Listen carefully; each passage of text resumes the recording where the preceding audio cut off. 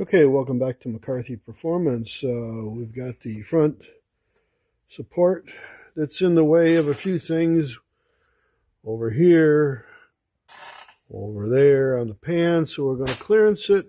We're going to put an engine plate, of course. It'll have that, and that'll be a 1/4 inch, but we've got more than that right now. So we're going to trim the pan a little bit. This is going to be in way of the belt. This is for his fuel pump drive. I believe I can get it closer to the belt drive. We need 3 inches here, and with the pulley and everything, the way it's going right now, the belt's going to hit this. So we got to take care of that, and we'll get going on it. I'd like to be a little bit further on this, into this bearing with this support.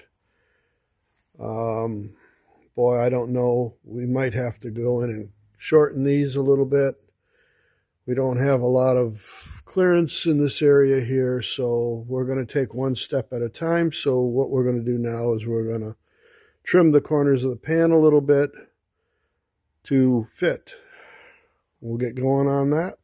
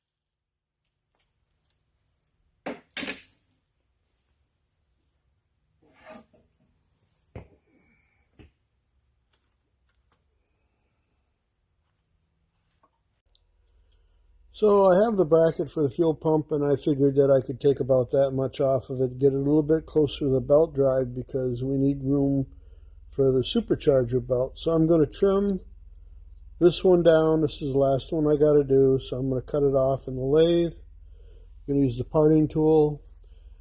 So the old lathe is working good now. There's an adjustment on the end play of this because it's all Babbitt. There's no bearings in this to speak of other than Babbitt, and that's what the problem was with it that I had. So it was an easy fix. So it's doing its job.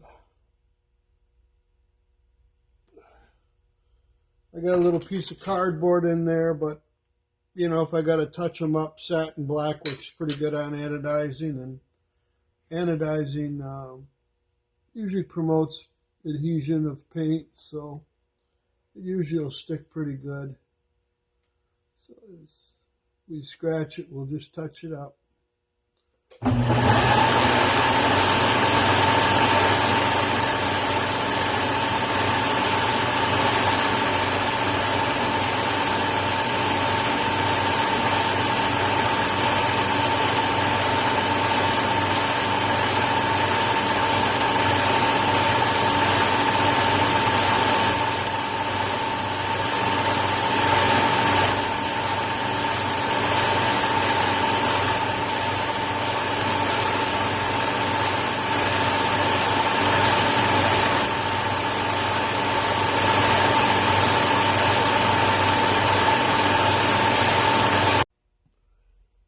Okay, so we've got our spacers trimmed down, we've got everything bolted up. Had to do some modification on the pointer. That didn't fit.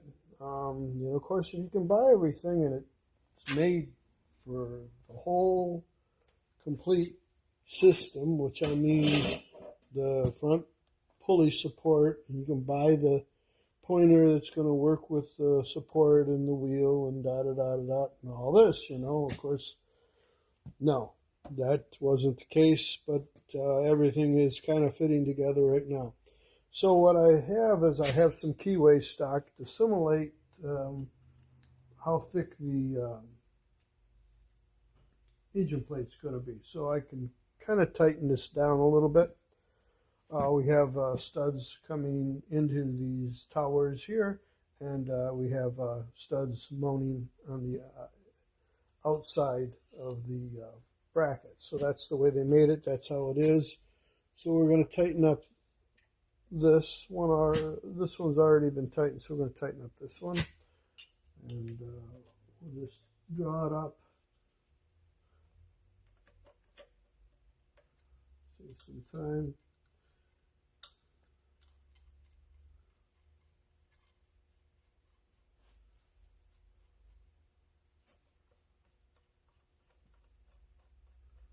I had to modify a little bit on this fuel pump bracket. I was hitting the trigger, or not the trigger, I'm sorry. It's hitting the pointer. I have to figure out what we're going to do on this side for the trigger. I'm thinking about this side and talking about the other. So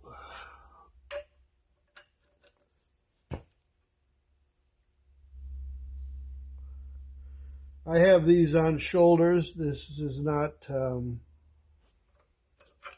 these are not going into threads because you don't want that. If you can, you want them on a shoulder of the bolt. You don't want threads all the way through this because it's going to shave them.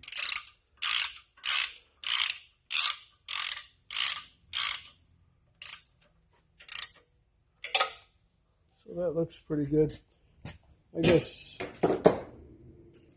you know, you want the load bearing part of the bracket on this.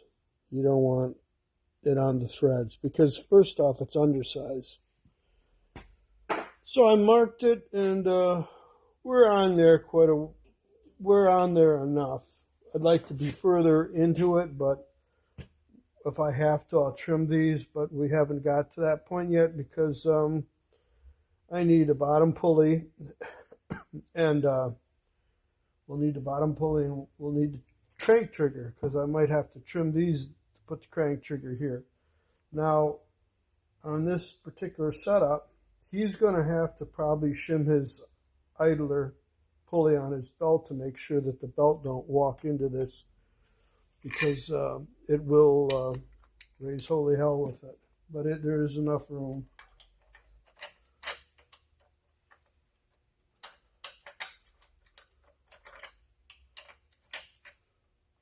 You want to make sure there's no bind on this. You want to make sure that it fits on there and everything lines up relatively good.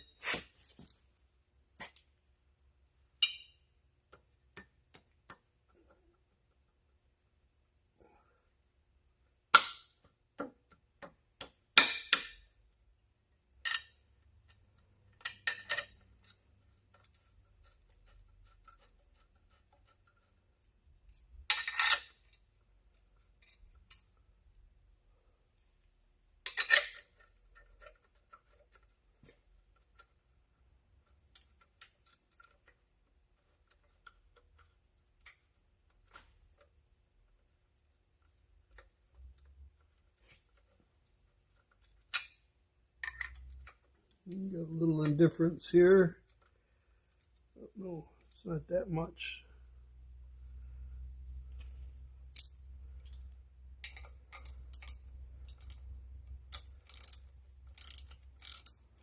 Yeah.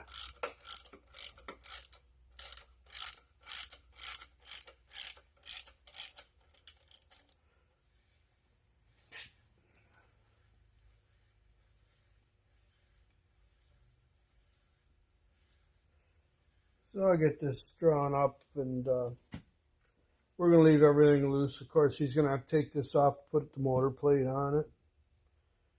So we'll get to that, and we'll get back here in a second.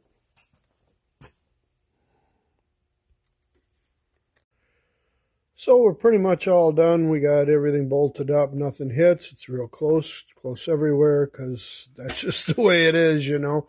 Sometimes this stuff just don't fall together. Had to trim it here, and for the timing pointer, and there's the pointer right there. So there's top dead center. Oh, you know, it would be nice if you could just take it out of the box and bolt it up, but you know, that seldomly happens. So well, we got her handled, and now we'll be going on to the intake and putting the spacer plates on the intake. We'll be doing that. I may make a video of that. We got pushrod geometry, and that's going to be pretty much it on this 565. Got a Pontiac that I'm boring, and right now we're going to be honing it here shortly, and that's going to be a stroker. I don't know how many videos I'll make on that. I'm between two phones right now. I'm having problems with my old phone, so this is the new phone. So you know, I'm probably going to maybe not have very many videos, and the ones I do are going to be short, because I have to load from one phone to the other. And it's just a pretty big struggle for me to do all that and then work at the shop. But anyways, thanks for watching. Please subscribe to the channel.